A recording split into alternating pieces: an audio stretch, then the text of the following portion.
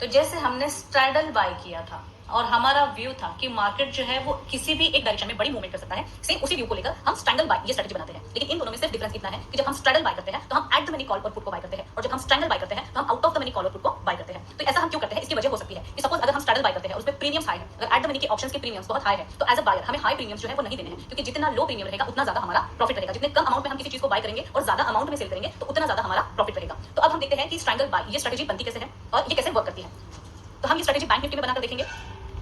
Bank Nifty में जैसे कि ये स्ट्रेटजी ऑप्शंस की स्ट्रेटजी है, तो ऑप्शंस हमने सिलेक्ट कर लिया, हमने एक्सपायरी सिलेक्ट कर ली है, और यहाँ पर स्ट्रैंगल जैसे कि मैंने कहा कि ये स्ट्रेटजी आपको रेडीमेड बनाकर मिल जाएगी, लेकिन हम इसे बाइफरकेट करेंगे और सिंपल लैंग्वेज में समझेंगे ताकि आप अगर इसे मैन्युअली करना चाहें तो आप इसे मैन्युअली भी कर सकते हैं। तो यहाँ पर अगर हम बाय को क्लिक करते हैं तो कुछ इस तरह से ये स्ट्रेटजी जो है हमें दिखती है। अब इस स्ट्रेटजी को हम समझने की कोशिश करते हैं कि ये स्ट्रेटजी है क्या। तो सबसे पहले तो हमने एक सेम एक्सपायरी के, ये स्ट्रेटजी सेम एक्सपायरी के कॉल और पुट को लेकर बनती है और out of the money call और out of the money put को मिलाकर बनती है। तो जहां पर अभी मार्केट चल रहा है उससे दूर का पुट और उससे दूर का कॉल हम जो है बाय करते हैं। किस व्यू में? जब हम ये स्ट्रेटजी बनाते हैं तो हमारा व्यू ये है कि मार्केट में एक बड़ा मूव आ सकता है, बड़ा मूव एज एन कि 3 से 5% की मूवमेंट जो है वो मार्केट में आ सकती है, उस व्यू को लेकर हम ये स्ट्रेटजी बनाते हैं। या फिर जब एक्सपायरी है और एक्सपायरी के दिन जब प्रीमियम बहुत ही ज्यादा लो होते हैं, जैसे 5 रुपीज, 7 रुपीज, 10 रुपीज, तो उस केस में भी हम ये स्ट्रेटजी बनाकर चल सकते हैं कि अगर हम 10 रुपीज के प्रीमियम्स दे रहे हैं और मार्केट मूव करता है तो ये 10 रुपीज के जो प्रीमियम्स है वो 60, 70, 80, 100 रुपीज तक भी जा सकते हैं एक मूवमेंट के साथ। तो उस केस में हम ये स्ट्रेटजी जो है स्ट्रैंगल बाय ये स्ट्रेटजी बना सकते हैं। अब ये स्ट्रेटजी हमने देखा कि ये सेम एक्सपायरी की बनेगी और ये 43,500 का पुट और 44,500 का कॉल इसको मिला के बनी है। तो यहाँ पर अगर हम देखते हैं कि सपोज अगर 3% की भी मूवमेंट अगर मार्केट में आती है, बैंक निफ्टी में आती है, तो सपोज 1200 पॉइंट की मूवमेंट और बैंक निफ्टी अगर अभी 44,000 चल रहा है तो इसमें अगर हम 1200 पॉइंट ऐड कर देते हैं तो ये 45,200 हो जाते हैं। या फिर अगर हम 44,000 में से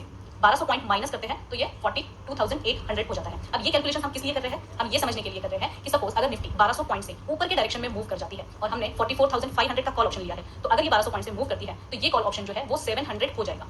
जो डिफरेंस है यहाँ पर जो हमने कैलकुलेट किया है कि यहाँ पर 45,200 मतलब 700 पॉइंट और यहाँ पर 700 पॉइंट, तो इसके हिसाब से ये जो कॉल है अगर ऊपर के डायरेक्शन में निफ्टी बैंक निफ्टी मूव करता है, अगर ऊपर के डायरेक्शन में बैंक निफ्टी मूव करता है 1200 पॉइंट से, तो ये जो कॉल है ये 700 रुपीज हो जाएगा। अब यहाँ पर हमने प्रीमियम्स कितने दिए हैं? 85 रुपीज और 60 रुपीज, मतलब नियर अबाउट कितना 160, 170, 140 रुपीज हमने यहाँ पर प्रीमियम दिया है। तो इसमें से हम 140 रुपीज जो है वो माइनस कर लेंगे और जो बाकी का है ये पूरा जो है हमारा प्रॉफिट है एक डायरेक्शन में कि निफ्टी अगर ऊपर जाता है। मान लीजिए कि बैंक निफ्टी 1200 पॉइंट से नीचे चला जाता है तो इस केस में 42,800 तक बैंक निफ्टी आ जाएगा और जो 700 पॉइंट का डिफरेंस है, मतलब ये जो पुट है ये 0 हो जाएगा कॉल और पुट जो है वो 700 हो जाएगा। तो जो हमारा कॉस्टिंग कितना लगा था? 140 रुपीज कॉस्टिंग लगा था दोनों को मिला के। तो किसी भी एक डायरेक्शन में अगर हमें 500 पॉइंट्स या 700 पॉइंट्स मिलते हैं उसमें से हमारा कॉस्टिंग माइनस हो जाएगा और बाकी का जो है वो हमारा प्रॉफिट होगा। तो इस व्यू को लेकर मेन इसमें व्यू है कि हमें मार्केट में एक बड़ा मूव एक्सपेक्टेड है, तभी हम ये स्ट्रेटजी बनाएंगे, अदरवाइज इस स्ट्रेटजी को हम अवॉइड करेंगे। ये स्ट्रेटजी हम कब बनाएंगे? जब विक्स लो पर है, वोलेटिलिटी लो पर है, क्योंकि हमें यहाँ पर हम ऑप्शन बायर है और हमें जो है ऑप्शन बाइंग के लिए प्रीमियम जो है वो कम देने हैं, मतलब हमारी कॉस्टिंग जो है वो कम रखनी है। तो जैसे कि हमने कैलकुलेशंस देखे कि अगर 1200 पॉइंट मतलब 3% से अगर बैंक निफ्टी प्लस या माइनस होती है तो हम जस्ट एक नॉर्मल कैलकुलेशंस करके देखा है। अब हम इसका पे ऑफ चार्ट भी चेक कर लेते हैं कि इसका पे ऑफ चार्ट कैसे वर्क करता है।